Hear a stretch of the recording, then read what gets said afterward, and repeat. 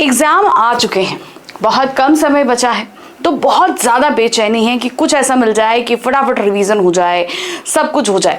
तो आने वाले कमेंट्स में हमारे पास कुछ ऐसी ही बातें आ रही हैं कि मैम एक मैराथन हो जाना चाहिए पूरी बुक को लेकर। तो देखिए, अगर हम पूरी बुक एक साथ पढ़ेंगे तो हमें चीज़ें समझ में नहीं आने वाली हैं। तो इसीलिए हमने क्या किया कि हमने इसको बांट दिया। ठीक है, तो हम जो, जैसा कि आप देख रहे हो कि हमारे पास जो हिंदी की 2 बुक्स हैं, 2 बुक्स को हमने 3 भागों में बांट दिया, क्योंकि हमारी एक बुक में करीबन आपके पास, जो अगर हम क्लास 10th कोर्स ए की बात करें तो हमारे पास है 12 अध्याय। तो इन 12 अध्यायों को हम एक साथ नहीं पढ़ाकर इन्हें हम पार्ट में पढ़ा रहे हैं, यानी कि काव्य खंड अलग, गद्य खंड अलग और हमारी 3rd बुक अलग। तो इस तरीके से आपको पढ़ाएंगे तो आपको हर एक चीज़ बहुत ही अच्छे से और बारीकी से समझ में आएगी, है कि नहीं।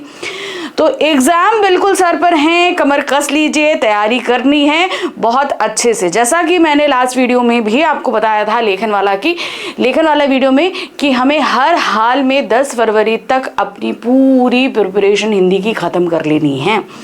तो इसी उससे हमने आपको एक 30 डेज स्ट्रैटेजी प्लान भी दिया था, और फिर उसके बाद हम आपके लिए एग्ज़ाम ओरिएंटेड जितने भी वीडियोज़ हैं वो लेकर आ रहे हैं। ठीक है ना। तो आज का वीडियो शुरू करें तो आप सभी का वेलकम कर रही हूं मैं, रूपाली वर्मा, आपकी हिंदी एजुकेटर, ताकि आज हम कमर कस के पूरी की पूरी बुक एक बार में ख़त्म कर लें। हम बात कर रहे हैं क्लास 10th हिंदी कोर्स ए के स्टूडेंट से। तो कोर्स बी के स्टूडेंट बिल्कुल भी खफा नहीं हो कि अरे मैम हमारा कब आएगा। तो जैसा कि मैं दोनों ही क्लासेस पैरेलल लेकर चलती हूँ, तो आज अगर क्षितिज का काव्य खंड आ रहा है तो नेक्स्ट वीडियो रहेगा स्पर्श का काव्य खंड। ठीक है ना, तो बराबर चलेंगे, है कि नहीं। चलिए, तो हम बात कर रहे हैं आज क्लास 10th हिंदी कोर्स ए की। उनकी पहली बुक है क्षितिज भाग 2। क्षितिज भाग 2 का आज हम पूरा का पूरा काव्य खंड एक बार में समझेंगे। तो बहुत ध्यान से देखिएगा, आपको पूरा समझ में आ जाएगा। जैसे हम दे रहे हैं संपूर्ण क्षितिज 2 काव्य खंड, ठीक है, पूरा का पूरा काव्य खंड, क्विक रिवीजन इन 1 शॉट, यानी कि एक ही शॉट में हम पूरी की पूरी तैयारी खत्म कर देंगे अपनी। ठीक है, जैसा कि हमने ग्रामर आपका पूरा एक 1 शॉट में खत्म किया, आपका लेखन एक 1 शॉट में खत्म किया, उसी तरीके से आज काव्य खंड भी खत्म होगा। इसी तरीके से आगे गद्य खंड है, आपकी बुक कृतिका है, और बहुत सारी चीजें हैं आपके जो टॉप क्वेश्चंस रहेंगे, 60 क्वेश्चंस, 30 क्वेश्चंस, ये सब भी लेकर आऊंगी ताकि आपकी प्रिपरेशन अच्छे से रहे। ठीक है, तो चलिए शुरू कर रहे हैं। तो यहाँ पर आने वाले करीबन कितने हैं, 6 अध्याय। 6 अध्याय में आपका पहला अध्याय है सूरदास जी के पद। ठीक है, सूरदास जी के पद है, इसके अंदर जो पद दिए गए हैं उनको हम पढ़ेंगे। तो आज हमारा इसका पहला पद है। ठीक है, याद रखिए, बहुत ध्यान से पढ़िएगा तो आपको दोबारा चीजें नहीं समझनी पड़ेंगी। ठीक है, पहले पद पढ़ते हैं। उद्धव तुम तो हो अति बड़ी भागी, अपरस रहित सनह तगाते नाही मन अनुरागी। पुरैन पात रहत जल भीतर, तारस देह न दागी। जो जल महा तेल की गागिर, बूंद न ताको लागी। प्रीति नदी में पाँव न बोरियो, दृष्टि रूप न परागी। सूरदास अबला हम भोरी, गुर चाटी जो पागी।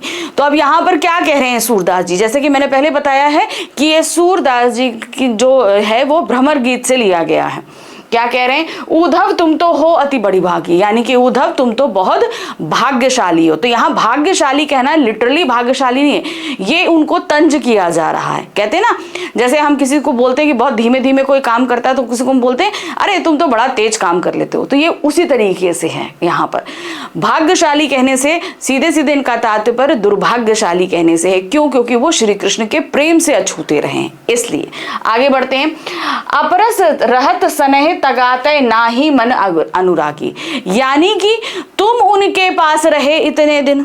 ठीक है, अपरस रहत सनह तगाते, यानी कि तुम इतने दिन उनके पास रहे, तब भी तुम्हारे हृदय में स्नेह नहीं जागा उनके प्रति, ना ही मन अनुरागी, और ना ही तुम्हारा मन उनके अनुराग में यानी कि प्रेम में डूब पाया। अब इसका उदाहरण वो दे रहे हैं किस तरीके से। पुरैन पाद रहत जल भीतर, तारस देह ना जागी। तुम उसी तरीके से उनके पास रहकर भी उनके प्रेम से अछूते रहे जिस प्रकार से पुरैन, पुरैन मतलब होता है कमल, पात मतलब पत्ता, कमल का पत्ता जल के भीतर रहता है। कमल कहाँ उगता है? जल में उगता है, जल के भीतर में रहता है, तब भी उसके बदन पर एक भी बूंद पानी की नहीं ठहरती, यानी कि वो एक भी बूंद पानी से गीला नहीं होता।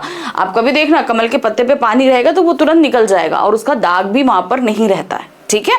उस तरीके से तुम उनके साथ भी रहे और तब भी तुम्हें स्नेह नहीं लगा। ज्यो जल महा तेल की गागर बूंद न ताको लागी। ज्यो, ज्यो मतलब जिस प्रकार हम तेल से भरी गागर को अगर पानी के अंदर डुबो दें और फिर उसे बाहर निकालें तो उस पर भी एक बूंद पानी जो है वो नहीं ठहरता है। तुम भी उसी तरीके से हो। प्रीति नदी में पांव न बोरियो, तुमने यानी कि प्रेम रूपी नदी में जो है श्री कृष्ण की प्रेम रूपी नदी में अपने पैर तो डाले ही नहीं, दृष्टि रूप न परागी, तुमने उसकी तरफ देखा तक नहीं है। सूरदास अबला हम भोरी गुर चाटी जो पागी। अब अंतिम लाइन में क्या कह रही हैं सूरदास जी? कह रहे हैं, सूरदास कह रहे हैं कि जो गोपियां हैं वो क्या कहती हैं? अबला हम भोरी, यानी कि हम तो बहुत भोले हैं और अबला हैं। गुर चाटी जो पागी, हम उन चाटी, चाटी मतलब क्या होता है? चीटी, हम उन चीटियों के समान हैं जो गुड़ में चिपक जाती हैं और चिपक कर उसी में रहते हुए अपने प्राणों को त्याग देती हैं। देखो होता है ना, गुड़ में जाती हैं चीटियां, उसी को खाते खाते क्या होता है, उसी में चिपक कर अपने प्राण देती हैं। उन्हें पता है उसी तरीके से हम भी क्या हैं, हम भी श्री कृष्ण के प्रेम में उसी तरीके से हैं कि हम उसमें चिपक कर अपने प्राण ही दे देंगे। ठीक है, पहला पद हो गया। दूसरे पद में आ जाते हैं। मन की मन ही मांझ रही, कही जाए कौन पे ऊधो, ना ही परत कही, अवधि आधार आस आवन की, तन मन विथा सही। अब इन जोग संदेशे सुनी सुनी बिरही बिरहा दही, चाहती हुती गुहार जिहेते तय उतते धार बही। सूरदास हम धीर धरें क्यों मर ज्यादा ना लही। तो अब यहाँ पर क्या कह रही दूसरे पद में? मन की मन ही मांझ रही, यानी कि हमारी जो मन की बात थी वो हमारे मन के अंदर ही रह गई। यानी कि हमारे मन में बहुत सारी बातें थी कि जब श्री कृष्ण आएंगे तो हम उनको ये बात कहेंगे, हम वो बात कहेंगे, लेकिन क्या हुआ? हमारे मन की बात हमारे मन के अंदर ही रह गई है। कही जाए कौन पे ऊधो, ना ही परत कही, अब हम किन से जाकर कहें? कही जाए कौन पे ऊधो, ऊधो अब आप बताइए कि हम अपने मन की बात किससे जाकर कहें? ना ही परत कही, जो आज तक हमने किसी से नहीं कही। हम तो श्री कृष्ण के इंतजार में थे, लेकिन उधर तो संदेश लेकर आए कि श्री कृष्ण तो आएंगे नहीं। तो वो कह रहे हैं कि हमने तो मन की बात मन में ही रखी थी, अब हम किससे कहें उधर जाके? अब आप बताइए। अवधि आधार आस आवन की, अवधि मतलब समय, आधार मतलब हमारे जीवन का आधार, आस आवन की मतलब हमारे जीवन का जो आधार था वो समय जब वो हमारे पास आएंगे। तनमन विथा सही, यानी कि हमने अभी तक अपने जीवन की यही बस क्या कहते हैं, यही सोचकर हमने अपने मन की बात मन में रखी थी कि एक समय जब वो आएंगे तो हम उनको सारी बात बताएंगे। अब क्या है, हमारे मन की जितनी भी बातें थी, जब कुछ था हमने सब मन में रखा। अब वो हमको जितनी भी तकलीफ हो रही थी, जितनी भी पीड़ा हो रही थी, वो हम सब कुछ सह रहे थे, है ना। तनमन विथा सही, यानी कि तन की और मन की जितनी तकलीफें थी हम सब कुछ सह रहे थे कि एक समय ऐसा आएगा जब श्री कृष्ण आएंगे और हम सब कुछ उनको बताएंगे। अब वही चीज हम समय इंतजार कर रहे थे उनके आने का, और यही सब आने के इंतजार में हम अपने तन और मन की तकलीफ को सह रहे थे। अब इन जोग संदेशन सुनी सुनी बिरही बिरहा दगी, अब जो आप ये योग का संदेश लेकर आए हैं, अब इन जोग संदेशी, यानी कि अब आप जो योग का संदेश लेकर आए हैं उसे सुनकर बिरही बिरहा दगी में हमारी जो बिरहा की अग्नि थी, क्योंकि अभी श्री कृष्ण से वो दूर थी, तो जो प्रेमी प्रेमिका जब दूर होते हैं तो जो तकलीफ होती है उसको विरहा अग्नि कहते हैं। तो अभी तक हम आपसे दूर, उनसे दूर थे, तो हमारी जो विरहा अग्नि थी वो और ज्यादा हमको परेशान कर रही, मतलब विरहा अग्नि और ज्यादा दहकने लगी है। चाहती हुती गुहार जितेते उतते धार बही, यानी कि हम जहां से चाहते थे कि हमको प्रेम मिले वहीं से जो है हमको क्या कहते हैं, इन्होंने बोला चाहती हुती गुहार तियते उतते धार बही, यानी कि हम चाहते थे कि हम आवाज लगाएं और उधर से ही प्रेम हमको मिले। ठीक है, यानी कि हम श्री कृष्ण का इंतजार इसलिए कर रहे थे कि वो आए, हम उनका इंतजार करें, है कि नहीं। सूरदास अब धीर धरे क्यों मर ज्यादा ना लगी, अब वो क्या कह रही है, सूरदास जी कह रहे हैं कि अब हम क्यों धीरज धरें, सीधी सी बात है कि हम धीरज क्यों धरे, हम मर्यादा क्यों ना लांग जाए। हमने तो अभी तक अपने मन की बात मन में रखी और मर्यादा हमने लांगी नहीं, अब हम क्यों ना ये मर्यादा को हम लांग जाएं। तीसरा पद है, हमरे हरि हारिल की लकड़ी मन क्रम वचन नंद नंदन उर यह दृढ़ करी पकड़ी। जागत सोवत स्वप्न दिसी निसी कान्हा कान्हा जकरी। सुनत जोग लागत ऐसो जो करहु ककरी। सूतो व्याधि हमको ले आए देख सुनी ना करी। यह तो सूरत ही तय लय सौंपे जिनके मन चकरी। तो अब यहाँ पर क्या कह रहे हैं, यहाँ पर अब बता रहे हैं कि हमरे हरि हारिल की लकड़ी। तो पहले तो हारिल समझिए, हारिल एक पक्षी का नाम है, ठीक है। वो एक लकड़ी का टुकड़ा हमेशा अपने पास रखता है और उसे ही अपने जीवन का आधार मानता है, उसके जीवन का साथ कुछ आधार वही है, ठीक है। तो वही कह रहे हैं कि हमारे लिए हमारे हरि अर्थात श्री कृष्ण हारिल की लकड़ी के समान है, यानी कि वही लकड़ी जो हारिल पक्षी पकड़े रहता है। तो यहाँ पर जो गोपियां वो क्या कह रही हैं, हम हारिल पक्षी हैं और हमारे लिए श्री कृष्ण वो हारिल की लकड़ी हैं, यानी कि हमारे जीवन का एकमात्र सहारा है। मनक्रम वचन नंद नंदन उर यह दृढ़ करी पकड़ी, यानी कि हमने मन कर्म वचन से नंद बाबा के नंदन, यानी कि नंद नंदन, नंद मतलब कौन है, नंद बाबा, नंदन मतलब पुत्र, यानी कि नंद बाबा के पुत्र अर्थात श्री कृष्ण को उर में बसाया है और ये दृढ़ करी पकड़ी, यानी कि उनके प्रेम को अपने आप में हमने दृढ़ कर कर पकड़ा हुआ है। जागत सोवत स्वप्न दिसी निसी कान्हा कान्हा जकरी। जागत मतलब जागते, सोवत मतलब सोते हुए, स्वप्न मतलब सपने में, दिवस मतलब दिन में, निसी मतलब रात में, यानी कि जागते सोते सपने दिन में रात में हम कान्हा कान्हा ही जपते रहते हैं, यानी कि हम श्री कृष्ण को ही याद करते रहते हैं। सुनत जोग लागत ऐसो जो करहु ककरी। अब आप जो ये योग का संदेश लेकर आए हैं, ये योग का संदेश हमें उसी प्रकार लग रहा है जैसे कि एक कड़वी ककड़ी हो। जैसे हम लोग खाना खाते हैं, कुछ भी खा रहे हैं और एकदम से कोई कड़वी ककड़ी हमारे मुंह में आ जाए तो हमें कितना बुरा लगता है। तो उसी तरीके से हमारा जीवन तो बहुत अच्छा चल रहा था, लेकिन ये योग का संदेश हमारे लिए उसी कड़वी ककड़ी के समान है। सूतो व्याधि हमको ले आए देखी सुनी ना करी। तुम जो ये व्याधि लेकर आए हो अर्थात जो योग का संदेश लेकर आए हो, ये हमने ना आज तक देखी है ना सुनी है। हमने आज तक ये योग का संदेश न देखा है न सुना है, क्योंकि भाई श्री गोपियां तो श्री कृष्ण के प्रेम में ही थी, है कि नहीं। यह तो सूरत ही ले सौंपो। अब सूरदास जी कहते हैं कि गोपियां कह रही हैं कि यह योग का संदेश उनको ले जाकर सौंपो जिनके मन चक्री, यानी कि जिनके मन चक्री के समान चंचल है, जो एक जगह पर एकाग्र नहीं होते, ठीक है ना। उनको योग करवाइए, उनका मन एकाग्र करिए। हमारा मन तो एकाग्र है क्योंकि हम तो श्री कृष्ण को ही चाहते हैं, तो आप जाकर ये उनको सौंपिए जिनका मन चंचल है, जो आज ये चाहता है, कल वो चाहता है, परसों वो चाहता है। हमारा क्या, हमारा मन तो सिर्फ एक ही चाहता है, श्री कृष्ण ही चाहता है। तो आप उनको ले जाकर ये सौंपिए जिनका मन चक्री के समान चंचल है, ठीक है। लास्ट हमारा पैरा है पहले चैप्टर का। हरि है राजनीति पढ़ी आए, समझी बात कहत मधुकर के समाचार सब पाए। एक अति चतुर हुते पहले ही अब गुरु ग्रंथ पढ़ाए। ए बड़ी बुद्धि जाने जो उनकी जोग संदेश पठाए। ऊधव भले लोग आगे के परहित डोलत आए। अब अपने मन फेर पाहिए चलत जू हुते चुराए। ते क्यों अनीति करें आपुन जे और अनीति छुड़ाए। राज धर्म तो यह सूर जो प्रजा न जाही सताए। तो अब यहाँ पर क्या कह रहे हैं चौथे पद में गोपियां, हरि है राजनीति पढ़ी आए। अब हरि मतलब श्री कृष्ण जो है, श्री कृष्ण जब तक वृंदावन में थे तो क्या था, वो गोपियों के साथ रास लगाते थे, वहां पे खेलते थे, सब करते थे। लेकिन अब जब वो मथुरा गए तो वहां क्या हो गए, वहां तो राजा बन गए।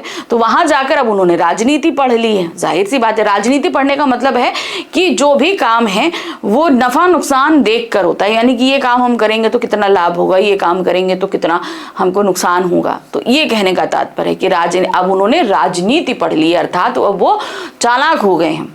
समझी बात कहत मधुकर समाचार सब पाए। अब भ्रमर गीत में हमने आपको बताया था कि यहाँ पर एक भौरा उड़ रहा होता है, गोपियां सारी बात उस भौरे से कह रही हैं, लेकिन वो उद्धव को सुनाई दे रही है कि नहीं। तो वही कह रही है समझी बात कहत मधुकर, यानी कि मधुकर यानी कि भ्रमर से वो सारी बातें कह रही हैं और उद्धव सारे समाचार पा रहे हैं।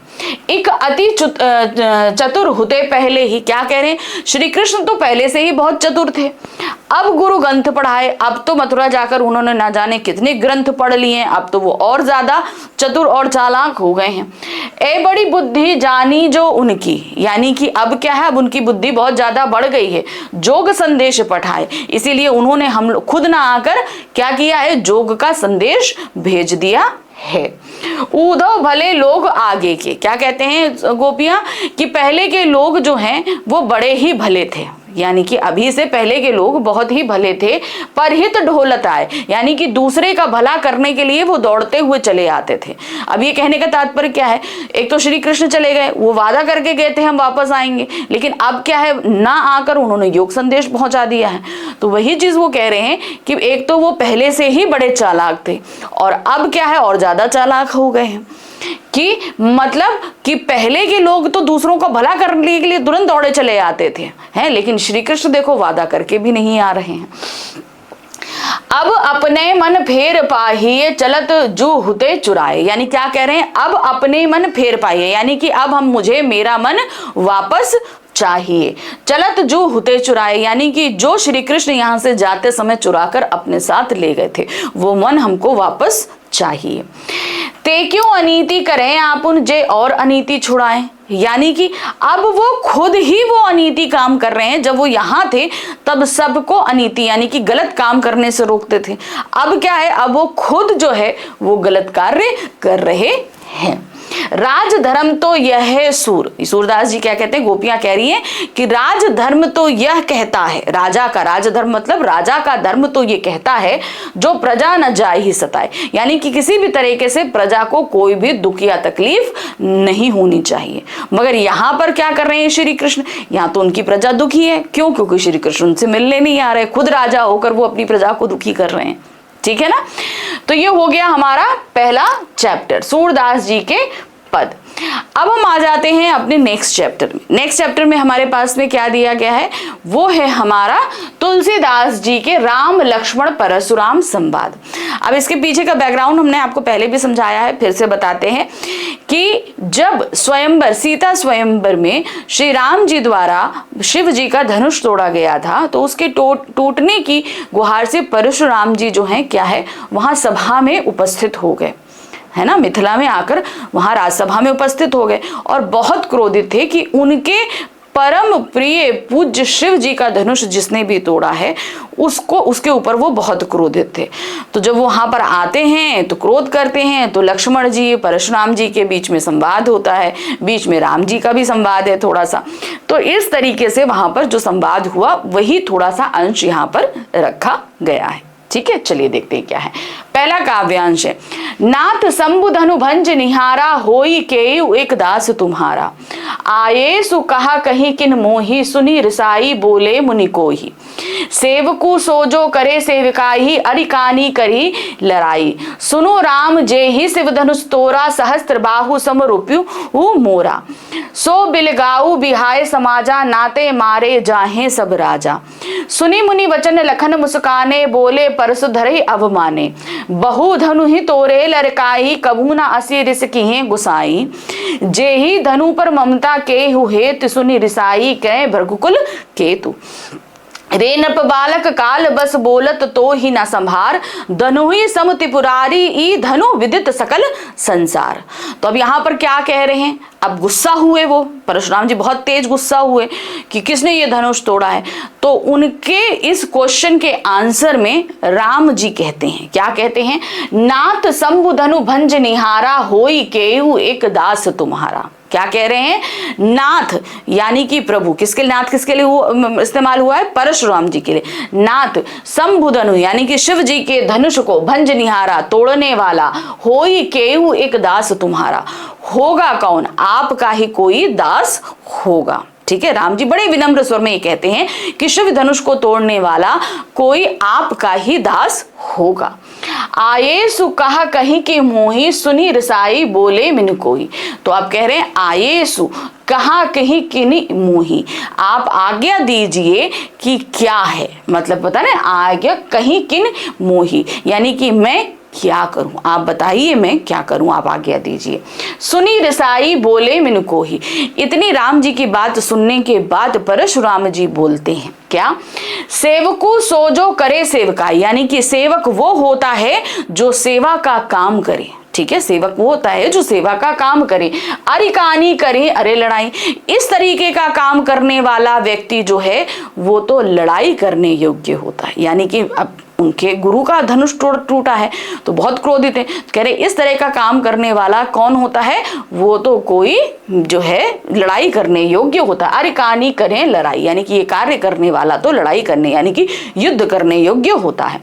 सुनो राम जेहू शिव धनुष तोरा, सहस्त्र बाहु सम रिपु मोरा। अब परशुराम जी कहते हैं, क्या कहते हैं, सुनो राम मतलब सुनो राम, जेहू शिव धनुष तोड़ा, जिसने भी ये शिव धनुष को तोड़ा है, सहस्त्र बाहु सम रिपु मोरा, यानी कि सहस्त्र बाहु एक राक्षस था जिसकी 1000 बाहें थी, तो उसकी एक एक बाह को काट कर हजारों बाहों को काट कर जो है परशुराम जी ने उसे मार दिया था। तो वही कह रहे हैं कि शिव धनुष को तोड़ने वाला सहस्त्र बाहु के समान मेरा दुश्मन है। जैसे सहस्त्र बाहु मेरा दुश्मन था वैसे ही वो मेरा दुश्मन है। सो बिलगाऊ बिहाई समाजा, यानी कि जिसने भी तोड़ा है वो इस पूरे समाज से अलग होकर खड़ा हो जाए। समाज का मतलब क्या है, यानी कि वो जो पूरी सभा लगी है, वो जिसने भी तोड़ा है वो पूरी सभा से निकलकर अलग आकर खड़ा हो जाए। नाते मारे जाहे सब राजा, अगर वो अलग नहीं होकर यहाँ सामने नहीं आया तो यहाँ उपस्थित जितने भी राजा हैं मैं उन सबको मार दूंगा। अगर वो अलग नहीं हुआ तो जितने राजा हैं उन सबको मैं मार दूंगा। सुनी मुनि वचन लखन मुस्काने, अब ये सारी बातें सुनकर लक्ष्मण जी मुस्कुराने लगते हैं। बोले परसहु धरे अवमान, बोले क्या है कि परशु को धारण करने वाले ये बड़े ही उनको विनम्र सुर में कहते हैं। परशुराम जी क्या है, वो फरसा यानी कि परशु को धारण करते हैं, तो क्या कहते हैं, बड़े आन से बोले। ठीक है, बहुत ही मतलब विनम्रता के साथ वो बोले। बहु धनुहु तोरे लड़काई, क्या कहते हैं लक्ष्मण जी, हमने तो बचपन में न जाने कितने धनुषों को तोड़ा है। कभऊ ना असीर इस किहे गुसाई, कभऊ मतलब कभी किसी ने हमसे इस तरीके से हमारे ऊपर गुस्सा नहीं किया, यानी कि बचपन में हमने ना जाने कितने धनुष तोड़ दिए लेकिन कभी किसी ने हम पर इस तरीके से गुस्सा नहीं किया।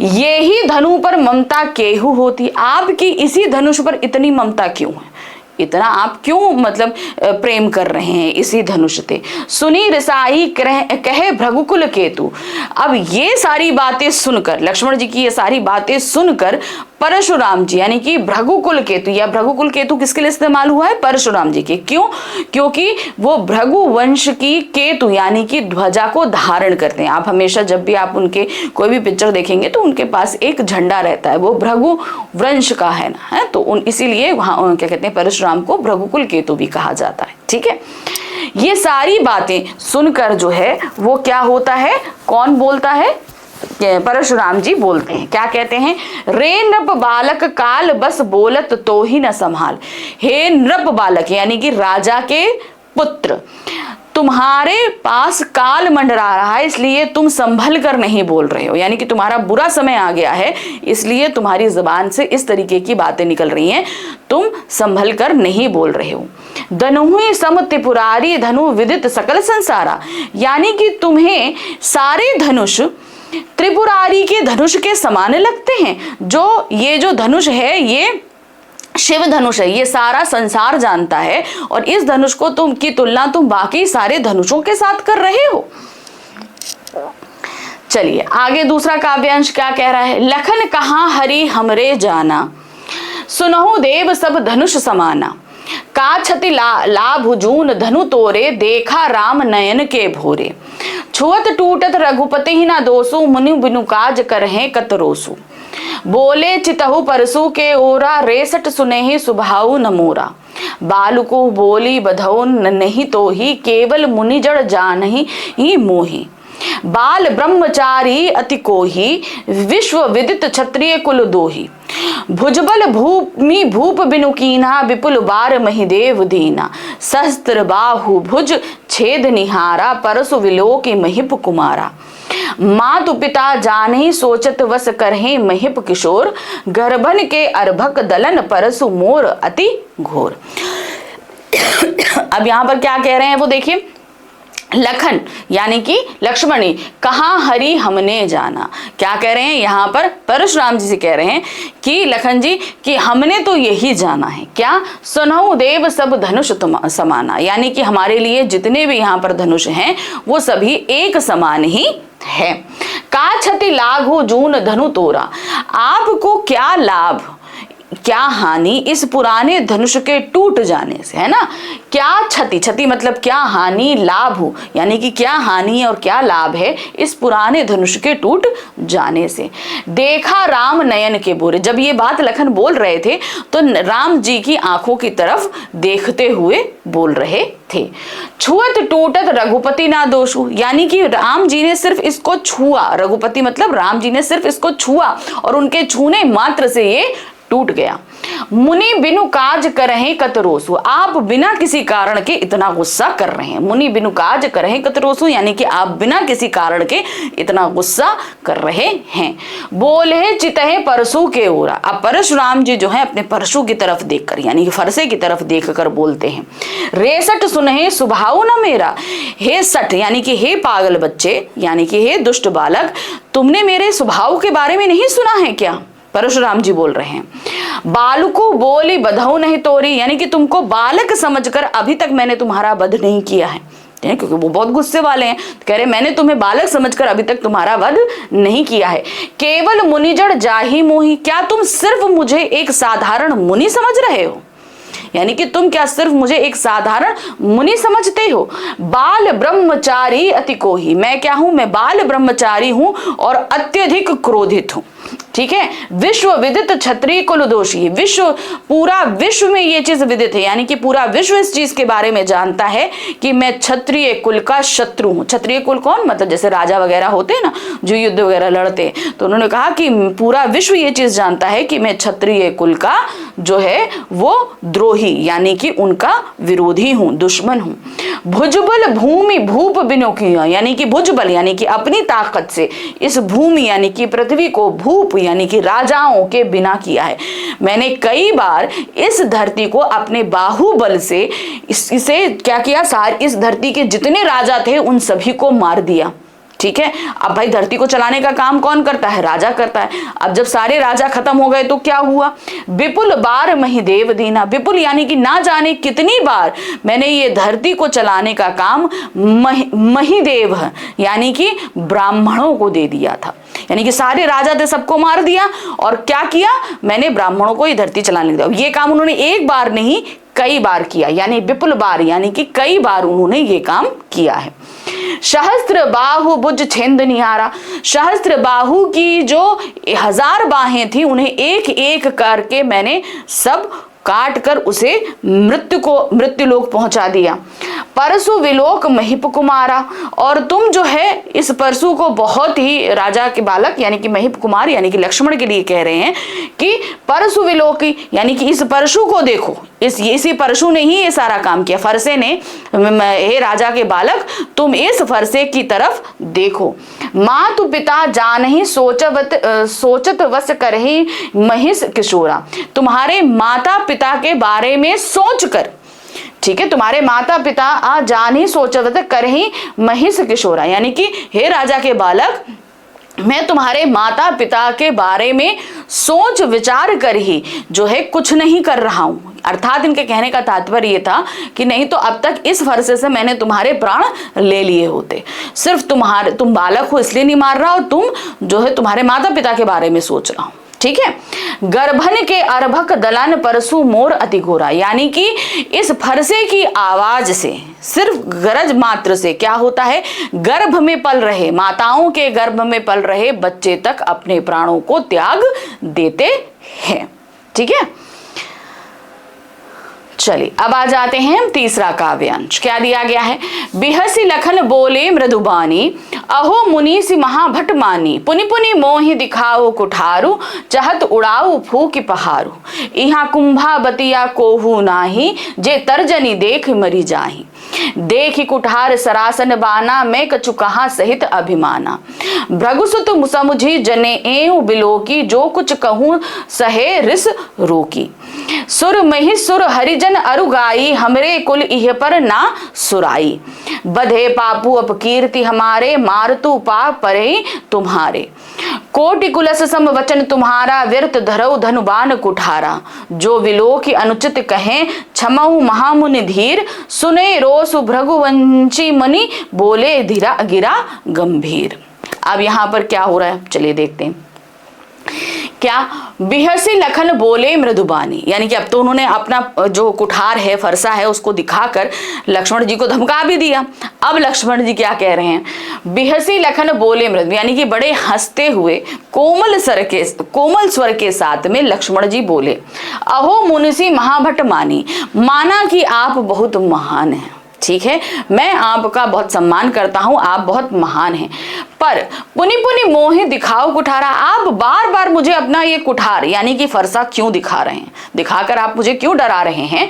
चाहत उड़ाओ फूकी पहाना, यानी कि आप बार बार अपना ये फरसा दिखाकर मुझे डराना चाह रहे हैं, अर्थात आप फूंक से पहाड़ को उड़ाना चाह रहे हैं। यानी कि आप ये सोच रहे हैं कि आप कुठार दिखाएंगे और मैं डर जाऊंगा, ये नामुमकिन काम है। जिस तरीके से एक फूंक मात्र से पहाड़ नहीं उड़ सकता, उसी तरीके से इस कुठार को देखने से मैं नहीं डर सकता। यानी कि आप फूंक मार के जो पहाड़ उड़ाने की कोशिश कर रहे हैं, यानी कि ये काम नामुमकिन है कि आप कुठार एक फरसे को दिखाकर मुझे डरा दे। यहाँ कुंभा बतिया कोहिनी, यहाँ की यहाँ पर कुंभा बतिया मतलब होता है जैसे कद्दू है, कुम्हड़ा है, तरबूज है, खरबूजा है। ये जब फल छोटे होते हैं, अगर आप इसमें उंगली भी लगा दो तो ये फट जाते हैं, ठीक है ना। तो ये बड़े कोमल फल होते हैं जब बहुत छोटे होते हैं, मतलब अर्ली स्टेज में जब ये उगते हैं। तो वही कहा यहाँ पे कोई कुंभा बतिया, यानी कि यहाँ पर कोई इतना कमजोर नहीं है। जे तर्जनी देख डर जाए, यानी कि आपकी उंगली देख मात्र से डर जाए। यानी कि जिस तरीके से ये फल होते हैं उनमें तर्जनी यानी कि उंगली लगाओ फट जाएंगे, उसी तरीके से यहाँ पर ऐसा कोई नहीं है कि आप उंगली दिखाओ और कोई डर जाए। यानी कि मैं इतना कमजोर नहीं हूं कि आपकी उंगली दिखाने मात्र से डर जाऊंगा। देख कुठार सनासन बारा, मैं कुछ कहूं सहित अभिमाना। आपकी कुठार को आप बार बार मुझे ये दिखा रहे हो, आप बार बार दिखा रहे हो, मैं कुछ आपका आदर करते हुए मैं कुछ भी नहीं कह रहा हूं। भृगुसुत समझे जनेऊ विले की, ठीक है, आपको क्या है, मैं ब्राह्मण समझ रहा हूं और आपको जनेऊ धारण करने वाला समझ। जो कुछ कहूं सहे रिस रोकी, आप जो कुछ कहेंगे मुझे सिर झुकाकर सिर्फ सुनना पड़ेगा, ठीक है, क्योंकि आप ब्राह्मण हैं, आप जनेऊ धारी हैं, आप जो कुछ भी कहेंगे, ठीक है ना, जो कुछ कहूं सहे सिर रोकी, यानी कि अपने सिर को झुकाकर मुझे वो सुनना पड़ेगा जो आप कुछ भी कहेंगे। क्यों? क्योंकि सुर महिसुर हरिजन अरुगाई। सुर मतलब क्या होते हैं, देवता। महिसुर यानी कि ब्राह्मण, हरिजन मतलब कार्य करने वाले, और गाय, इन पर हमरे कुल इन पर ना सुराई, यानी कि हमारे कुल में इन पर किसी भी तरीके से प्रहार नहीं किया जाता है। अब चूंकि परशुराम जी तो ब्राह्मण है, तो इसीलिए उन्होंने बोला कि इन पर हमारे कुल में कभी भी कोई प्रहार नहीं करता है, ठीक है। बधे पापू अब कीर्ति हारे, अगर हमारे हाथों इनका वध हो जाए तो हमें पाप पड़ता है, और अगर हम इनसे हार जाएं तो हमारी अपकीर्ति होती है, यानी कि चारों तरफ हमारी जो है वो बुराई होती है।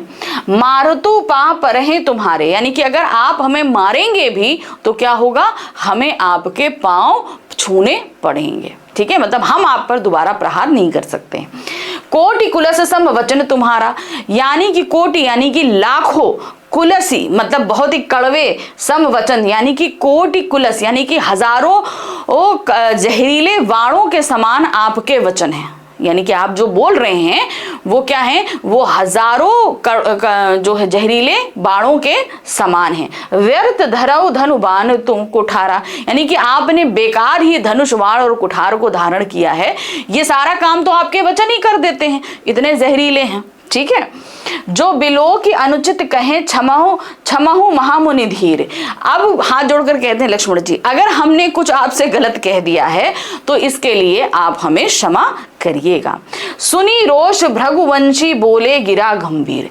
ये सारी बातें सुनकर परशुराम जी बड़े गंभीर स्वर में होकर बोलते हैं, ठीक है। तो यहां ही तक आपके पास में ये 3 काव्यांश थे, ठीक है।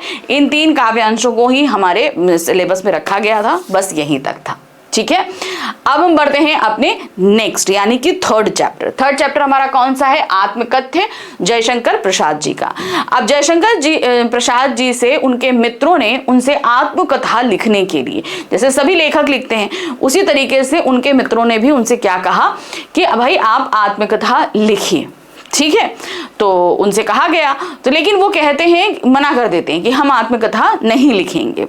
अब ना लिखने का रीजन वही बता रहे हैं और साथ ही साथ उनके जीवन में जो कुछ घटित हुआ है वो ये भी बता रहे हैं, ठीक है। चलिए पहला काव्यांश देखिए क्या है। मधुप गुनगुनाकर कह जाता कौन कहानी यह अपनी, मुरझाकर गिर रही पत्तियां देखो कितनी आज घनी। इस गंभीर अनंत नीलिमा में असंख्य जीवन इतिहास, यह लो करते ही रहते अपना व्यंग मलिन उपहास। तब भी कहते हो कह डालूं दुर्बलता अपनी बीती, तुम सुनकर सुख पाओगे देखोगे यह गागर रीति। किंतु कहीं ऐसा ना हो कि तुम ही खाली करने वाले, अपने को समझो मेरा रसले अपनी भरने वाले, ठीक है। अब वो मना करते हुए कह रहे हैं कि भाई मुझे अपनी आत्मकथा नहीं लिखनी है, ठीक है। तो क्या कह रहे हैं? मधुप गुनगुनाकर कह जाता कौन कहानी है। तो मधुप क्या है? हृदय, मन, ठीक है। मधुप मतलब होता है भौरा, जो अभी हम लोगों ने सूरदास जी के पद में पढ़ा, वही मधुप मतलब भौरा होता है। तो क्या कह रहे हैं? वो गुनगुनाकर ना जाने कौन कहानी कह गया, यानी कि मेरा जो हृदय है वो जब तुमने बोला कि भाई आत्मकथा लिखो तो अब ना लिखने का कारण है, तो इसके चक्कर में क्या हुआ, उनको अपनी पुरानी यादें आने लगती हैं। तो वही कह रहे हैं मेरा हृदय जो है वो गुनगुनाता हुआ, यानी कि पुरानी बातों को याद करता हुआ ना जाने कितनी कहानियां कह रहा है।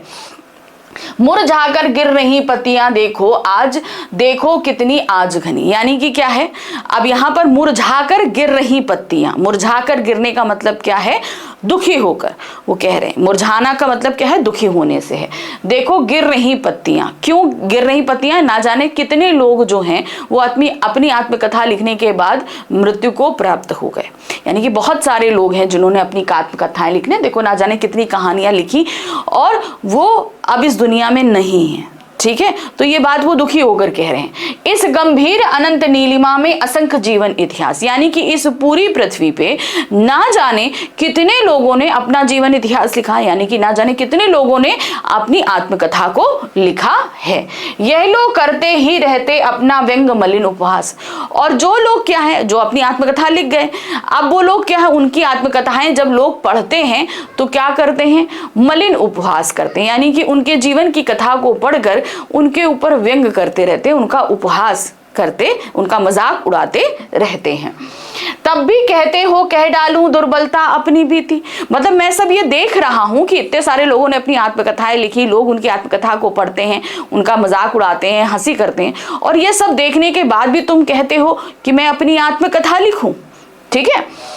तुम सुनकर सुख पाओगे देखोगे या गागर रीति, यानी कि जब मैं अपनी आत्मकथा लिख दूंगा ना, तुम दुख देखोगे और सुख पाओगे कि अरे इसके जीवन तो वैसा खाली है जैसे कोई गागर होती है, यानी कि वो किस चीज से खाली है? ना उनके जीवन में अच्छे रिश्ते हैं, न सुख है, न चैन है, कुछ नहीं है। तो वे कह रहे हैं कि जब तुम मेरे जीवन में ना उन्होंने कुछ ऐसी उपलब्धियां प्राप्त करी हैं, तो जब मैं अपनी आत्मकथा लिखूंगा तो तुम देखोगे कि जिस प्रकार से गागर रीति यानी कि गागर खाली होती है, उसी तरीके से मेरा जीवन भी पूरी तरीके से खाली है, यानी कि मेरे जीवन में इतनी कुछ उपलब्धियां नहीं हैं। किंतु कहीं ऐसा ना हो कि तुम ही खाली करने वाले, अपने को समझो मेरा रसले अपनी भरने वाले। ऐसा ना हो कि कहीं कल को तुम, जब मैं अपनी आत्मकथा लिख दूं और मेरी आत्मकथा पढ़ो तो तुम सुख तो पाओगे, लेकिन कल को तुम्हें इस चीज का अफसोस ना हो कि मेरे जीवन में इतना तकलीफ थी, इतना खालीपन था, लेकिन हम लोगों ने कुछ किया नहीं, यानी कि मित्र ये सोचे कि हमने कुछ किया नहीं, यानी कि हम ही ने तुम्हारे जीवन के में कुछ ऐसा भरा नहीं, यानी कि हम ही एक तरीके से तुम्हारे जीवन को खाली करने वाले थे। तुम्हारे जीवन में हमने कुछ भी ऐसा नहीं किया जिससे तुम्हें अच्छा महसूस हो, यानी कि ऐसा ना हो कि तुम मेरी आत्मकथा को पढ़ो और कहोगे अरे इसको तो कुछ प्राप्त ही नहीं हुआ। एक पल को तुम्हें दुख भी होगा और दूसरे पल तुम्हें इस चीज का मजा भी आएगा, अरे इसके जीवन में तो कुछ उपलब्धियां ही नहीं है। यानी कि मेरे जीवन से तुम रस लोगे और अपने जीवन में उस चीज का हंसी मजाक उड़ाओगे। अगली पंक्ति हमारे पास में, हमने अगला काव्यांश है, यह विडंबना अरी सरलते तेरी हंसी उड़ाऊं मैं, भूले अपनी ये प्रवंचना औरों को दिखलाऊं मैं। उज्ज्वल गाथा कैसे गाऊं मधुर चांदनी रातों की, अरे खिलखिलाकर हंसते होने वाली उन बातों की। मिला कहाँ वह सुख जिसका मैं स्वप्न देख कर जाग गया, आलिंगन में आते आते मुस्काकर जो भाग गया। अब उनके जीवन में एक उनकी प्रेयसी आई थी, ठीक है ना, प्रेमिका थी, पत्नी थी, ये चीज उन्होंने क्लियर नहीं करी, लेकिन ऐसी थी जिसको वे बहुत प्रेम करते थे और वो ज्यादा समय तक इनके जीवन में नहीं रही। तो उसी के बारे में वो बता रहे हैं। क्या कह रहे हैं? यह विडंबना अरी सरलते तेरी हंसी मैं उड़ाऊं, यानी कि ये कैसी विडंबना है कि मेरे जीवन में जो कुछ हुआ मैं उसे लिखकर उसी की हंसी उड़वाऊं, यानी कि मैं लिखूंगा और जो लोग पढ़ेंगे वो उसकी हंसी उड़ाएंगे। तो ये तो बहुत गलत बात है कि नहीं? तो वही कह रहे हैं कि ये बड़ी विडंबना होगी, सबसे बड़ी विडंबना होगी कि मैं जो है ये अपने जीवन को लिखकर उसकी हंसी उड़वाऊं, भूले अपनी या प्रवंचना औरों की दिखलाऊं। और जब मैं लिखूंगा, मैं जब अपने जीवन के बारे में लिखूंगा तो मुझे उन लोगों के बारे में भी लिखना पड़ेगा जिन्होंने मुझे धोखा दिया, यानी कि मेरे साथ दगा किया। तो अब जब मैं उन लोगों के बारे में लिखूंगा तो क्या होगा? लोग उनके बारे में पढ़ेंगे, ठीक है ना। यानी कि मैं लिखूंगा तो अपनी जीवन गाथा, लेकिन मैं उनकी बुराई भी करूंगा। तो वही चीज बोला, भूले अपनी या प्रवंचना औरों की दिखलाऊं, यानी कि मैं अपनी लिखते लिखते मैं दूसरों के बारे में भी मुझे बताना पड़ेगा जो मैं नहीं चाहता। यानी कि मेरे जीवन के वो दुखित लोग जिन लोगों ने मेरे साथ दगा किया, मैं उनके बारे में भी नहीं लिखना चाहता हूं। अब वो आ जाते हैं वहां पे, उज्जवल गाथा कैसे गाऊं मधुर चांदनी रातों की, यानी कि जो समय उन्होंने अपनी प्रेयसी के साथ बिताया उसे उन्होंने क्या कहा है? उज्जवल गाथा, क्योंकि उनके जीवन के वही सबसे सुखद पल हैं। तो मैं कैसे अपनी उन मधुर चांदनी रातों की बातें बतलाऊं, अरे खिलखिलाकर हंसते होने वाली उन बातों की। जब हम लोग मिलते थे तो खूब खिलखिलाकर हंसते थे और खूब सारी बातें करते थे, कैसे मैं वो बतलाऊंगा। मिला कहाँ वह सुख जिसका मैं स्वप्न देख कर जाग गया, यानी कि वो जो मेरे जीवन में सबसे सुखी पल थे वो आज मेरे पास नहीं है, ठीक है, और मेरा पूरा जीवन क्या है? उसी पर डिपेंड है। तो मेरे को वो कभी मिला ही नहीं और आज मैं उसका सपना देखता हूं और जागता रहता हूं। अर्थात आलिंगन में आते आते मुस्काकर जो भाग गया, यानी कि वो बहुत, आलिंगन यानी कि गले हाथ में आते आते वो ना जाने मुझसे कहां दूर भाग गया, यानी कि वो बहुत कम समय के लिए मेरे जीवन में था और वो सिर्फ इतने कम समय के लिए था कि वो मेरे जीवन का सिर्फ सपना मात्र बनकर रह गया है, जिसको मैं आज एक सपने की तरह ही देखता हूं और सोता जागता हूं। तीसरा काव्यांश है, जिसके अरुण कपोलों की मतवाली सुंदर छाया में अनुरागनी उषा लेती थी निज सुहाग मधुमाया में। उसकी स्मृति पाथे बनी थके पथिक की पंथा की, सीवन की उधेड़ कर देखोगे क्यों मेरी कंथा की। छोटे से जीवन की कैसे बड़ी कथाएं आज कहूं, क्या यह अच्छा नहीं कि औरों की सुनता मैं मौन रहूं। सुनकर क्या तुम भला करोगे मेरी भोली आत्मकथा, अभी समय भी नहीं थकी सोई है मेरी मौन व्यथा। तो अब यहां पर वो क्या कह रहे हैं? देखिए, जिसके अरुण कपोलों, यानी कि जिसके, अपनी प्रेयसी की बात कर रहे हैं, यानी कि जिसके लाल लाल गालों, कपोल मतलब गालों की मत वाली सुंदर छाया से, यानी कि उसके गाल इतने सुंदर, इतने लाल लाल थे। अब उसकी सुंदरता के बारे में बता रहे हैं। अनुरागनी उषा लेती थी निज सुहाग मधुमाया से, यानी कि सुबह के समय जो उषा का समय होता है, जब आसमान लाल होता है, तो वो उषा भी जो है क्या करती थी? मेरी प्रेयसी के लाल गालों से ही लाल रंग लेकर लालिमा बरसाती थी। उषा लेती निज सुहाग मधुमाया से, यानी कि मेरे प्रेयसी के लाल गालों से ही वो लालिमा लेकर उषा के समय लाल रंग बिखराया करती थी। उसकी स्मृति पाथे बनी थकिक पथिक की पंथा की। जिस तरीके से एक पथिक यानी कि राही चलते चलते थक जाता है तो छांव में बैठकर आराम करता है ना, छांव में बैठ के आराम, उसी तरीके से मेरे इस लंबे जीवन में मेरी प्रेयसी की यादें ही क्या हैं? वो पाथे हैं, यानी कि एक राही के जो राही होता है, यानी कि मेरे इस पूरे जीवन में सिर्फ एक वही यादें हैं जो मुझे सुख प्रदान करती हैं। जिस तरीके से एक थके पथिक को एक पेड़ की छाव जो है वो सुख प्रदान करती है। सीवन को उधेड़ कर देखोगे क्यों मेरी कंथा की। सीवन मतलब सिलाई, सिलाई, कंथा मतलब होती है दरी, कोई गद्दा या दरी। तो उन्होंने बोला, इन्होंने अपने जीवन को क्या बोला है, एक कंथा यानी कि एक दरी बोली है। तो वही कह रहे हैं कि मेरे दरी रूपी जीवन की सिलाई को उधेड़ कर तुम्हें क्या मिलेगा, यानी कि मेरे जीवन की जो पिछली बातें हैं उनको जानकर तुमको क्या मिलेगा। छोटे से जीवन की कैसे बड़ी कथाएं आज कहूं। भाई मेरा जीवन बहुत छोटा सा है, लेकिन मेरे जीवन में इतना कुछ घटित हुआ है कि इतनी सारी बातों को मैं कैसे कह दूं। ठीक है, एक तरीके से उन्होंने बोला है कि भाई इतना कुछ अभी घटित भी नहीं हुआ, मैंने इतना कुछ अचीव नहीं किया कि मैं लिखूं और लोग उससे इंस्पायर हों। ठीक है, तो मेरे जीवन में जो कुछ घटित हुआ है मैं उन सबको बयान नहीं करना चाहता हूं। क्या ये अच्छा नहीं कि औरों की सुनता मैं मौन रहूं। क्या ये अच्छा नहीं है कि मैं औरों की आत्मकथा पढ़ता रहूं, औरों की सुनता रहूं, लेकिन मैं मौन रहूं, यानी कि मैं अपनी आत्मकथा को ना लिखूं। सुनकर क्या तुम भला करोगे मेरी भोली आत्मकथा, यानी कि जब मैं मान लो तुम क्या करोगे, मैं अपनी आत्मकथा लिख भी दूंगा तो तुम सुनकर क्या करोगे, तुम्हें क्या प्राप्त होगा सुनकर मेरी इस आत्मकथा को।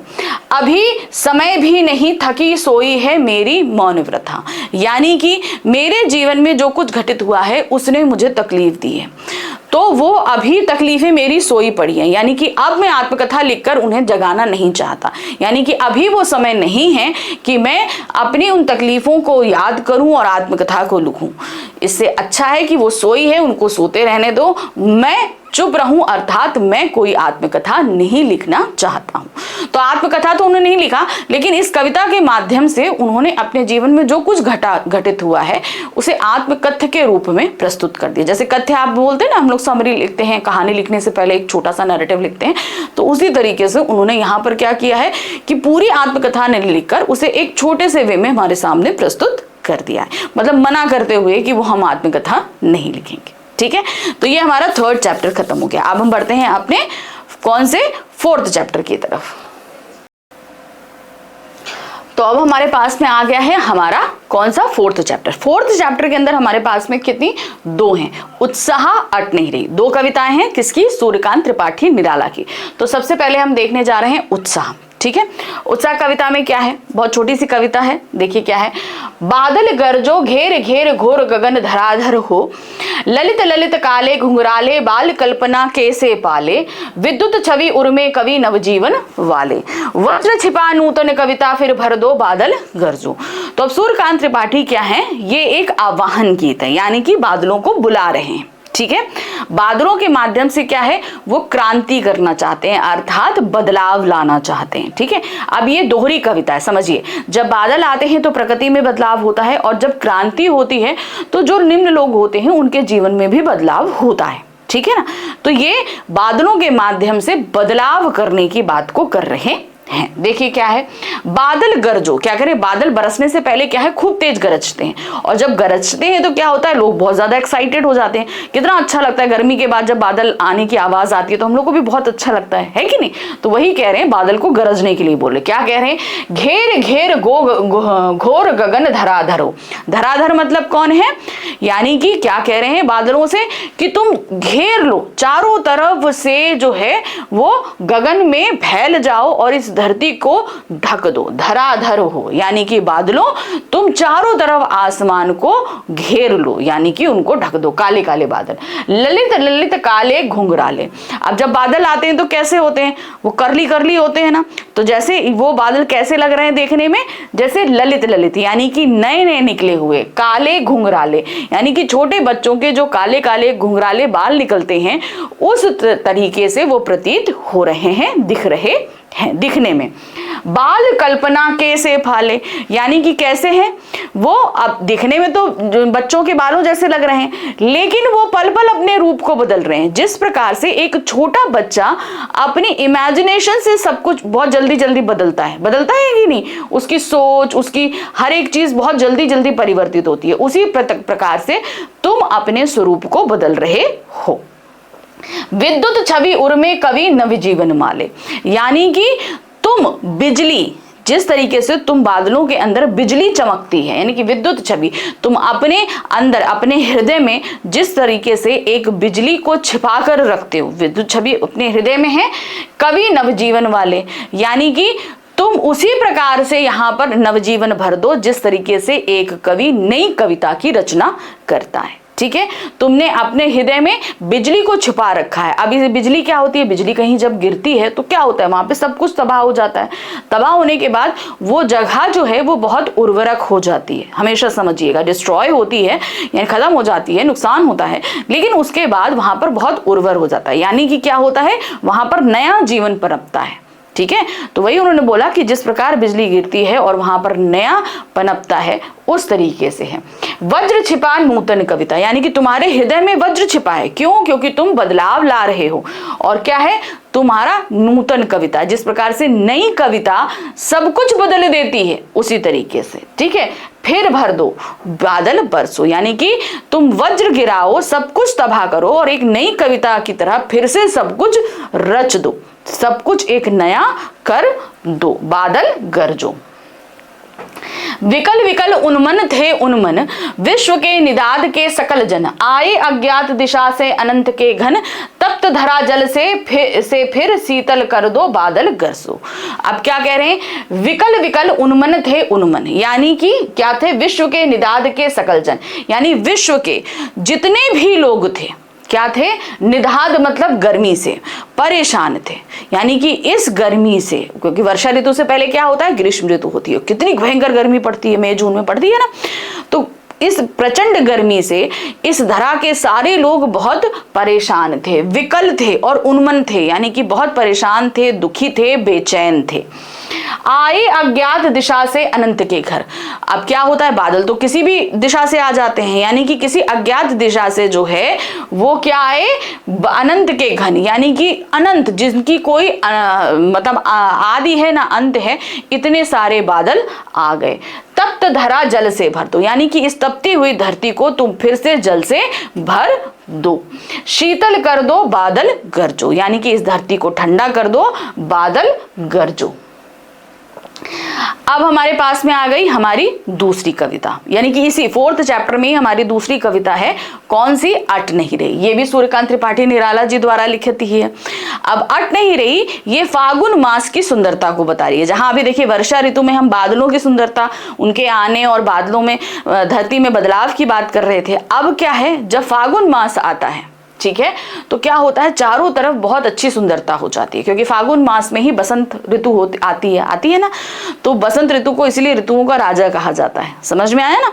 तो उससे क्या होता है, पूरी प्रकृति उस समय फूलों से, नए पत्तों से भर जाती है, चारों तरफ अच्छी अच्छी सुगंध होती है, जो क्या कहते हैं, कीट पतंगे हैं, पशु पक्षी हैं, मनुष्य हैं, सभी बहुत खुश हो जाते हैं, है ना।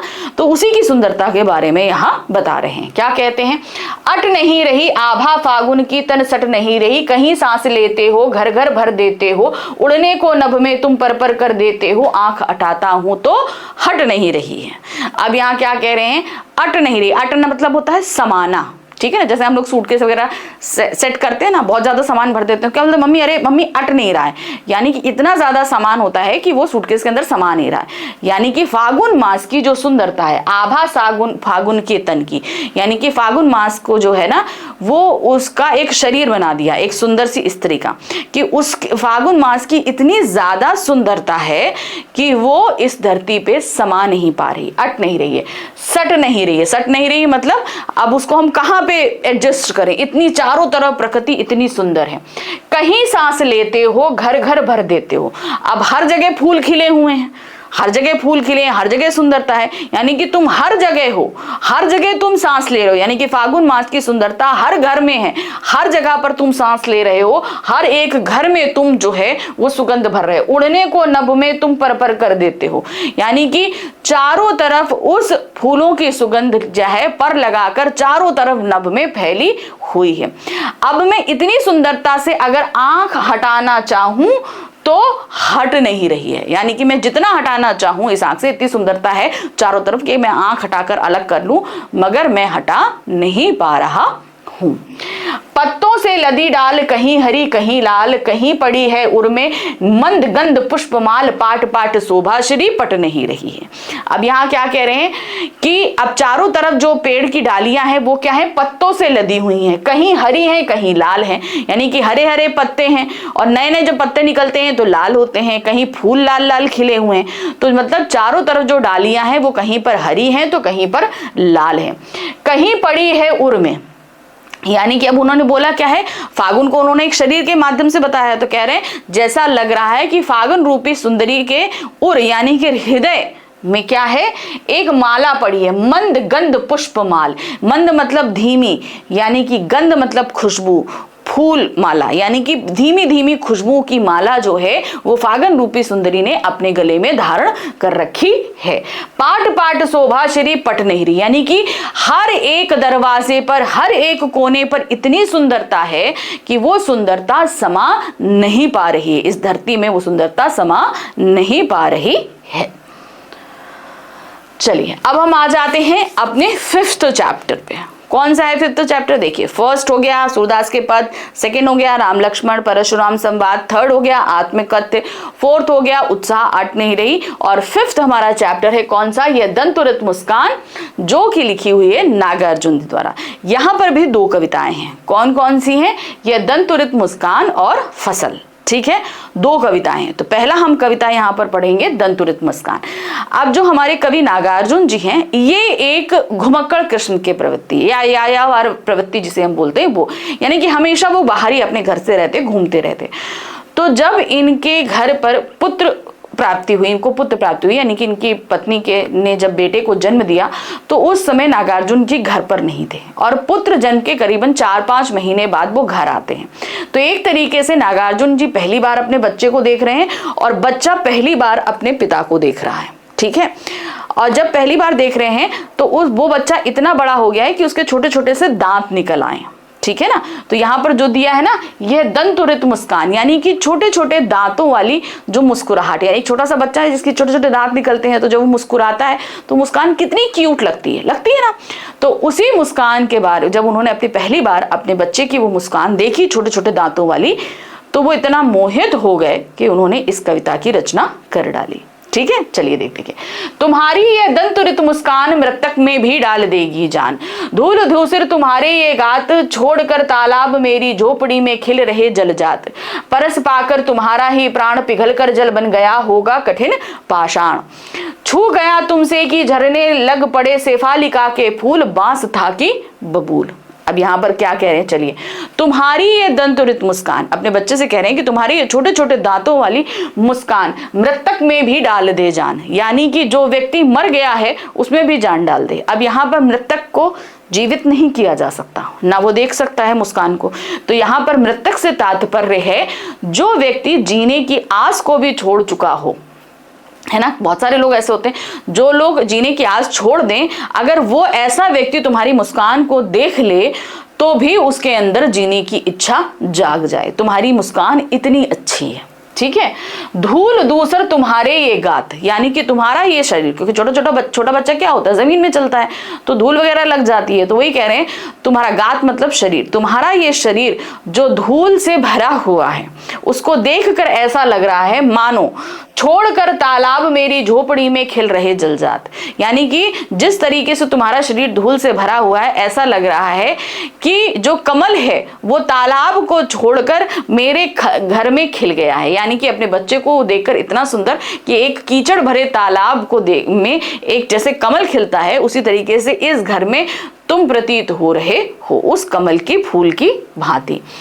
परस पाकर तुम्हारा यही प्राण पिघल कर जल बन गया होगा कठिन पाषाण, यानी कि परस यानी कि तुम्हारा स्पर्श पाकर, स्पर्श यानी कि तुम जब टच करो तो तुम्हारा प्राण यानी कि तुम्हारा स्पर्श पाकर पिघल कर जल बन गया होगा कठिन पाषाण, यानी कि एक पत्थर भी जो है वो पिघल कर पानी बन जाए, यानी कठिन पाषाण का मतलब क्या है, एक जो पत्थर होता है वो भी पिघल कर क्या होगा, वो पानी बन जाए। ये तो इम्पॉसिबल चीज है। तो यहाँ पर कहने का तात्पर्य ये है कि जिनके हृदय बहुत कठोर हैं, जिनके हृदय बहुत कठोर होते हैं, जो बहुत ही कटु वाणी बोलते हैं, ऐसा अगर कोई व्यक्ति तुम्हारा परस पाले यानी कि तुम्हारे साथ कुछ समय बिता ले तो उसका हृदय भी बहुत ही कोमल हो जाएगा। छू गया तुमसे कि झरने लगे शेफालिका के फूल, बांस था की बबूल, यानी कि तुमसे छूने मात्र से जो है बबूल और जो बबूल का जो पेड़, बांस और बबूल जो बहुत ही कठोर होते हैं, जिनमें किसी तरह का फूल नहीं खिलता, अगर वो भी तुम्हारा साथ पाले तो वो शेफालिका के फूल की तरह कोमल फूल झड़ने लगे उससे। शेफालिका के फूल बहुत ही कोमल होते हैं, उनको उसमें रेशे रेशे होते हैं, हम छू लें हल्का सा तो वो झड़ने लगते हैं, इस तरीके इतने सॉफ्ट होते हैं। तो वही चीज अब ये भी पॉसिबल नहीं है कि बांस और बबूल जैसे पेड़ पे शेफालिका के फूल खिलाएं। तो यहाँ पर उनके कहने का तात्पर्य ये है कि जो लोग बहुत ही कठोर वचन बोलते हैं, बहुत ही कठोर व्यवहार करते हैं, अगर वो तुम्हारे साथ आ जाएं, तुमसे थोड़ी देर बात कर ले तो उनकी वाणी भी क्या हो जाए, बहुत कोमल हो जाएगी। ठीक है। तुम मुझे पाए नहीं पहचान, देखते ही रहोगे अनिमेष, थक गए आंख लूं मैं फेर, क्या हुआ यदि हो सके परिचित ना पहली बार, यदि तुम्हारी माँ ना माध्यम बनी होती आज, मैं ना सकता देख मैं ना पाता जान, तुम्हारी ये दंतुरित मुस्कान।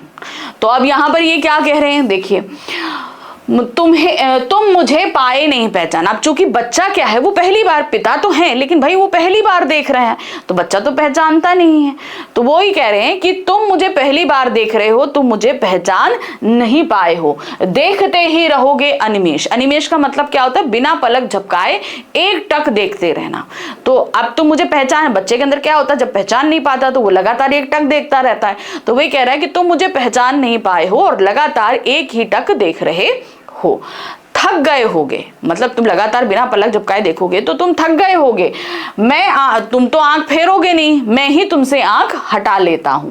क्या हुआ यदि हो सके परिचित ना पहली बार। अब वो अपने बच्चे से कह रहे हैं क्या हुआ अगर हम पहली बार मिले हैं और पहली बार भी अगर हम परिचित नहीं हो सके तो कोई बात नहीं, इतना परेशान होने की जरूरत नहीं है। वो बच्चे को समझा रहे हैं यदि तुम्हारी माना माध्यम बनी होती आज, मैं ना सकता देख मैं ना पाता जान। ठीक है ना, अगर तुम्हारी माँ ना होती तो माँ ही माध्यम बनती है एक बच्चे को इस दुनिया में लाने के लिए। तो वही कह रहे हैं अगर तुम्हारी माँ ना होती तो मैं तुम्हें ना देख पाता, ना मैं जान पाता, और ना ही तुम्हारी ये प्यारी सी दंतुरित मुस्कान ही देख पाता।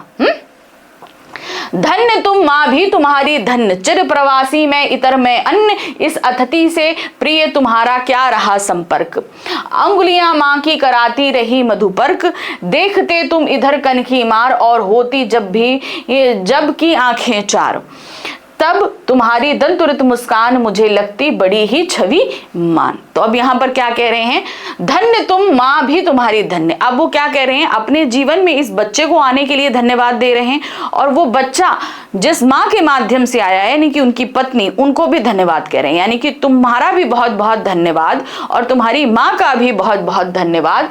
चिर प्रवासी मैं इतर अन्य, यानी कि मैं तो क्या हमेशा बाहर ही रहा और मैं हमेशा क्या थर्ड, मतलब अब घर में उन्होंने तो देखा नहीं कि भाई कैसे तुम हुए, क्या हुआ, माँ ने तुम्हें कैसे जन्म दिया, कैसे पाला, ये सब तो कुछ देखा नहीं।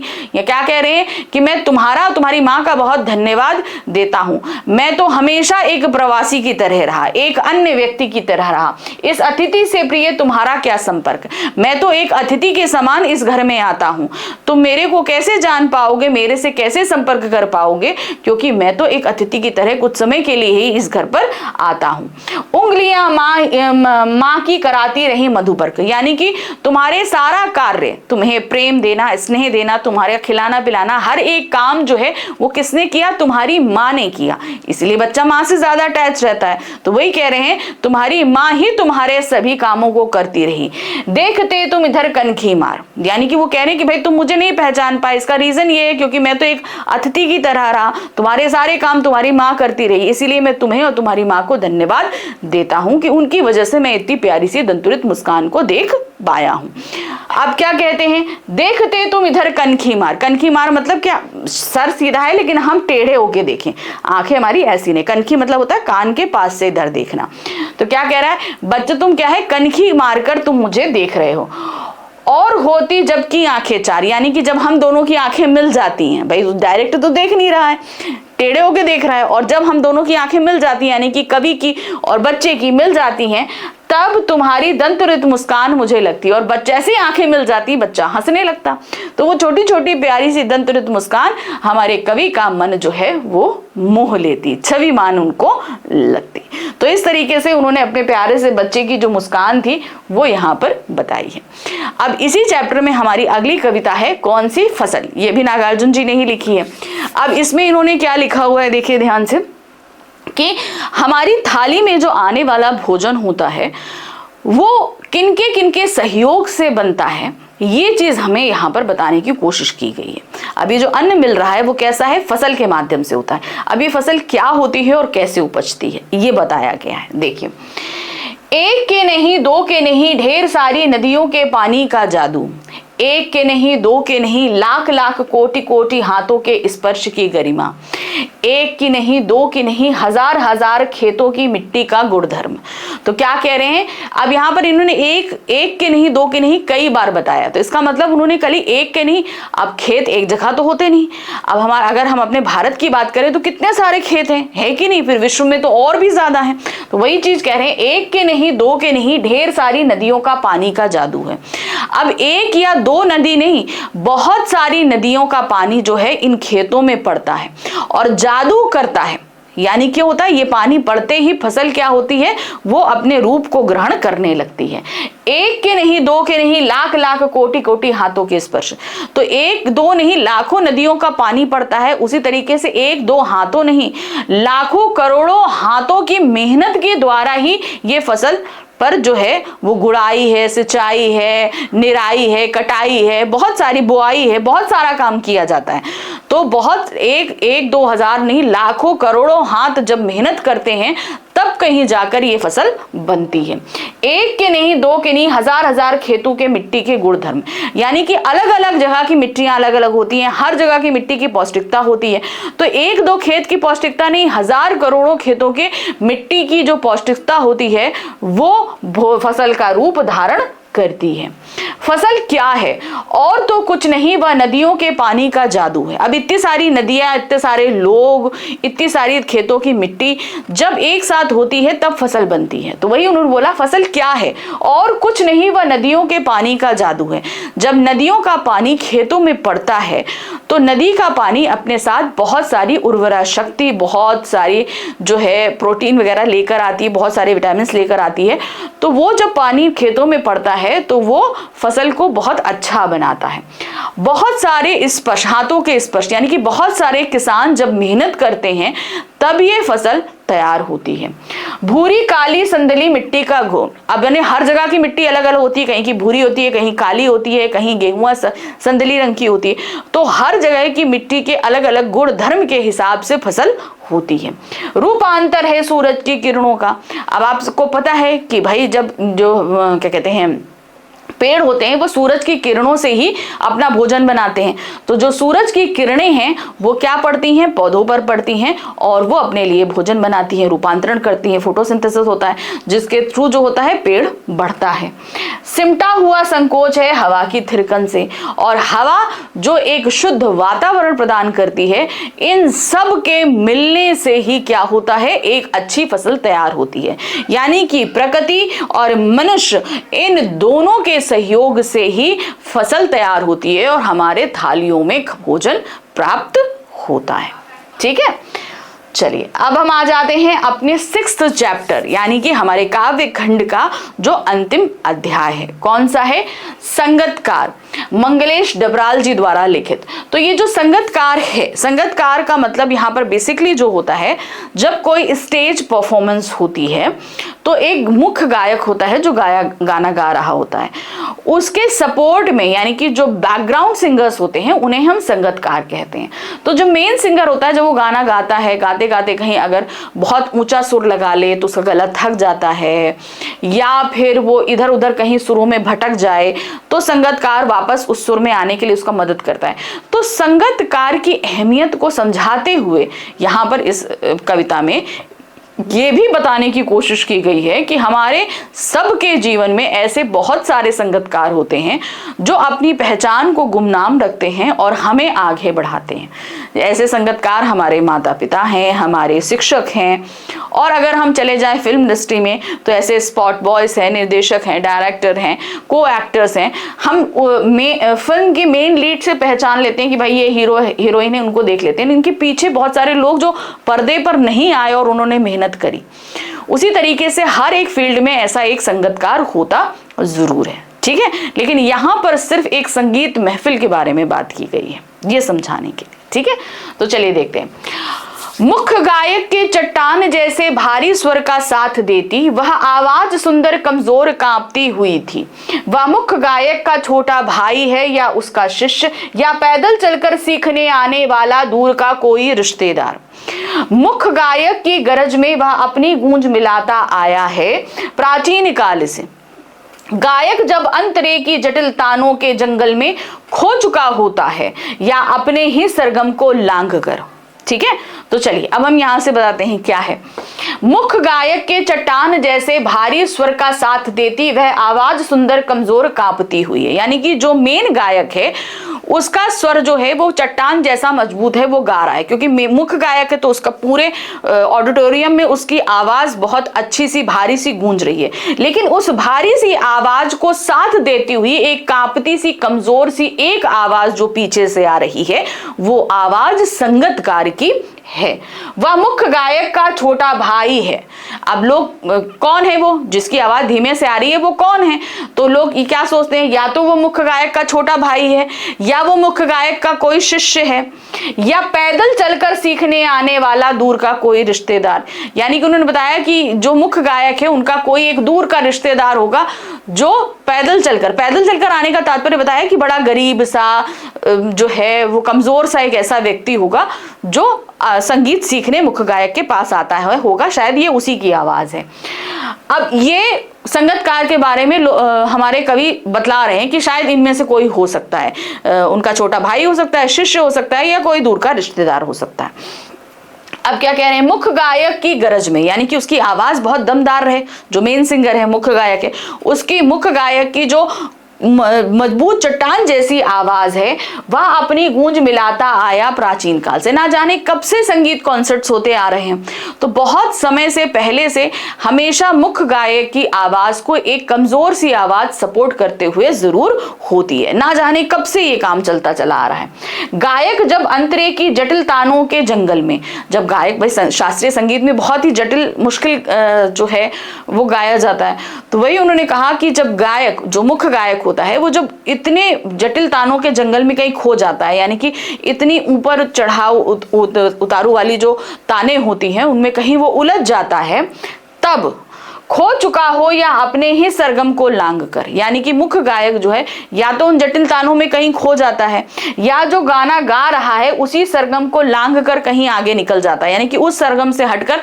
वो कहीं गाते गाते कहीं और चला जाता है या भटकता हुआ एक अनहद में, यानी कि कहीं ऐसी जगह पहुंच जाता है जहां से गायक को समझ नहीं आ रहा है कि वो वापस मुड़कर उसी सरगम पे वापस कैसे आए।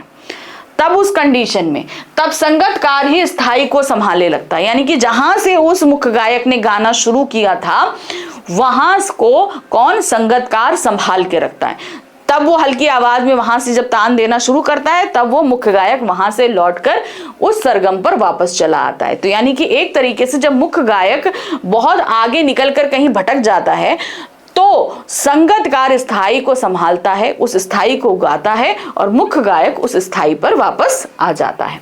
जैसे समेटता हो मुख्य गायक का पीछे छूटा हुआ सामान, यानी कि जो मुख्य गायक था वो आगे चलता जा रहा है और उसका सामान पीछे गिरता जा रहा है, तो जो संगतकार है वो क्या कर रहा है, वो पीछे से उनका सामान समेटता जा रहा है। यानी कि एक तरीके से जो बिखरी हुई चीज है उसको समेटने का काम कौन कर रहा है, संगतकार कर रहा है।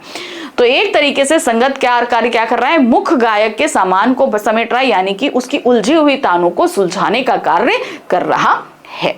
जैसे उसे याद दिलाता हो उसका बचपन जब वह नौसिखिया था, यानी कि संगतकार मुख्य गायक को वो समय याद दिलाता है कि जब मुख्य गायक ने नया नया गाना शुरू किया था, यानी कि जब वो नौसिखिया था, यानी कि जब हमारा जो मुख्य गायक है वो भी कभी संगतकार रहा होगा ना, उसने भी इसी तरीके से सीखा होगा। तो एक तरीके से संगतकार मुख्य गायक को उसके नौसिखिएपन को, यानी कि जब वो शिष्य था तो वो समय याद दिलाता है। तार सप्तक में जब बैठने लगता उसका गला, यानी कि तार सप्तक क्या होता है, सरगम का बहुत ऊंचा स्वर होता है। तो जब मुख्य गायक जब तार सप्तक का स्वर लगाता है बहुत ऊंचा स्वर, तो उसका गला क्या होता है, बैठने लगता है। प्रेरणा साथ छोड़ती हुई उत्साह अच्छ होता हुआ, जब मुख्य गायक का गला बैठता है तो वो गाने की प्रेरणा छोड़ने लगता है, उसे लगता है कि अरे अब हम गा नहीं पाएंगे, तो उसका स्वर क्या होता है, थोड़ा धीमे पड़ने लगता है।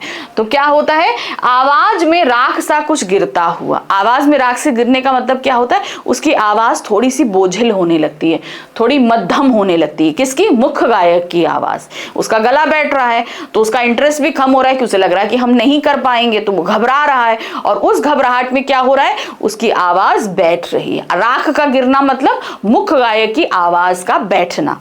तभी मुख्य गायक को ढांढस बंधा था। उस समय जब मुख्य गायक अपनी प्रेरणा छोड़ दिया, उसकी आवाज बैठ रही है, तब मुख्य गायक की आवाज को सपोर्ट देते हुए कहीं से चली आती है ना, कहीं से चला आता है संगतकार का स्वर, यानी कि संगतकार उसे सपोर्ट करने के लिए स्वर दे देता है, ताकि वो फिर से उस तार सप्तक को अच्छे से गा सके और उसके अंदर प्रेरणा आ जाए और उसकी आवाज में एक जोश आ जाए। कभी कभी वह यूं ही दे देता है उसका साथ, यह बताने के लिए कि वह अकेला नहीं है। संगतकार कभी जरूरत भी नहीं होती तब भी मुख्य गायक का साथ दे देता है। क्यों दे देता है, कि ये बताने के लिए कि भाई तुम इतनी भरी महफिल में अकेले नहीं हो। कभी कभी होता है ना, लोग इतनी पूरी जंट्री को देख के घबराने लगते हैं, डरने लगते हैं, तो वो ये बता देता है कि भाई तुम इस जगह पर अकेले नहीं हो, मैं तुम्हें साथ देने के लिए यहाँ पर मौजूद हूँ। यह बताने के लिए वह अकेला नहीं है। और यह कि फिर से गाया जा सकता है गा चुका राग। कभी कभी संगीत जो मुख्य गायक उसको लगता है कि अरे भाई ये राग तो मैं गा चुका हूँ, अब मैं वापस क्यों आऊं, तो संगतकार उसे ये बताता है कोई बात नहीं, जो राग हम गा चुके हैं उसे हम दोबारा गा सकते हैं। ऐसा नहीं होता भाई, इतनी बड़ी महफिल चलती है, जरूरत थोड़ी ना कि एक अलग अलग राग गाया जाए। कभी कभी जो राग गा चुका है उसे फिर से गाया जाए। तो संगतकार उस राग को गाता है और ये बताता है कि जो राग हम गा चुके हैं उसे हम दोबारा गा सकते हैं, अर्थात इतना दुखी और उदास होने की जरूरत नहीं है। और उसकी आवाज में जो एक हिचक साफ सुनाई देती है या अपने स्वर को ऊंचा ना उठाने की जो कोशिश है, उसे विफलता नहीं, उसकी मनुष्यता समझी जानी चाहिए। यानी कि संगतकार की आवाज जो है, उसकी आवाज में एक कपकपी है, एक कमजोर है, एक हिचक है।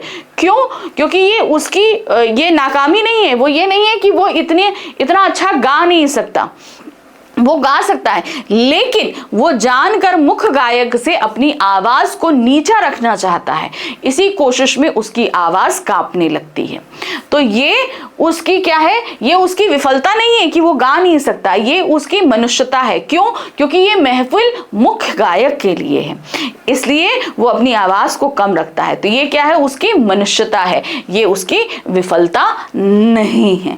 वो गा सकता है लेकिन तब भी गाता नहीं है। ठीक है, तो ये था हमारे काव्य खंड के 6 अध्याय जिन्हें हमने आपको यहाँ पर समझा दिया। ठीक है, तो एग्जाम प्रिपरेशन के हिसाब से मैं आपके लिए ये सारे क्विक रिवीजन के जो वीडियोस हैं लेकर आ रही हूँ, ताकि आप फटाफट अच्छे से अपना रिवीजन कर सको और अच्छे से अपने एग्जाम्स दे सको।